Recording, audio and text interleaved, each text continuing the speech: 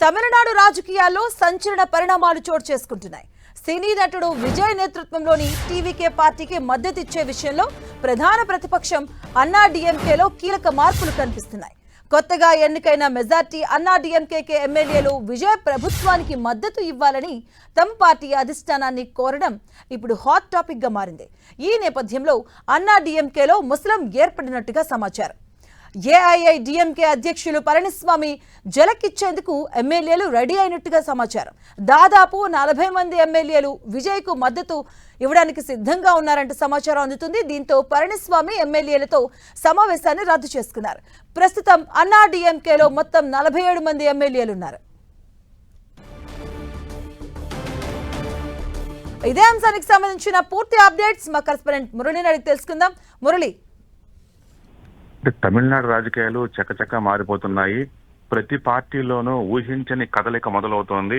ఎన్నికలు ముగిసిన తర్వాత అతిపెద్ద రాజకీయ శక్తిగా టీవీకి అవతరించిన సంగతి తెలిసిందే. అయితే మ్యాజిక్ ఫిగర్ కు ఒక 10 అడుగుల దూరంలోనే అది ఆగిపోయింది. ఈ నేపథ్యంలో ప్రభుత్వ ఏర్పాటుకు సంబంధించి ఇటు కాంగ్రెస్ వామపక్షాలతో ఒకవైపు కాబోయే ముఖ్యమంత్రి విజయ్ చర్చలు సంప్రదింపులు కొనసాగిస్తుండగా, మరోవైపు విపక్ష పార్టీలుగా మిగిలిపోయిన అన్నా డీఎంకే ఇటు డీఎంకే రెండు పార్టీల్లోనూ కొంత ముసలం మొదలయ్యింది. రెండు పార్టీల నుంచి కూడా చాలా మంది గెలిచిన అభ్యర్థులు టీవీకే వైపు చూస్తున్నట్టుగా ప్రస్తుతం తమిళనాడు రాజకీయ గుసగుసలు వినిపిస్తున్నాయి. ఈ నేపథ్యంలో ప్రత్యేకించి అన్నా డీఎంకే 47 మంది అక్కడ శాసనసభ్యులు గెలిచారు అక్కడ ఆ పార్టీ తరఫున. అయితే అక్కడ పళనిస్వామి నేతృత్వంలో పార్టీలో కొంత క్రమశిక్షణ పూర్తిగా లోపించినట్టు తెలుస్తోంది.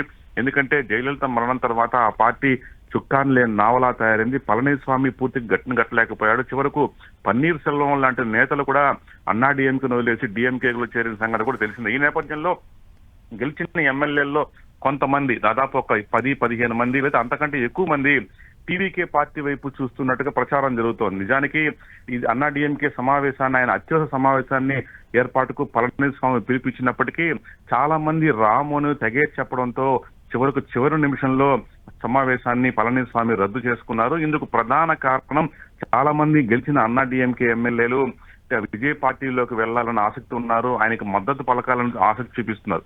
నిజానికి ఓ దశలో పూర్తి స్థాయిలో మ్యాజిక్ ఫిగర్ లేని పక్షంలో తప్పనిసరిగా విజయ్ అన్నా డీఎంకేతో జత కడతారని గెలిచిన అన్నా డీఎంకే ఎమ్మెల్యేలంతా కొంత ఆశాభావంతో ఉన్నారు. అంటే విజయ్ ఖచ్చితంగా తమ మద్దతు తీసుకుంటారు. కానీ తీరా విజయ్ ప్లాన్ బిలోకి వెళ్ళిపోయారు.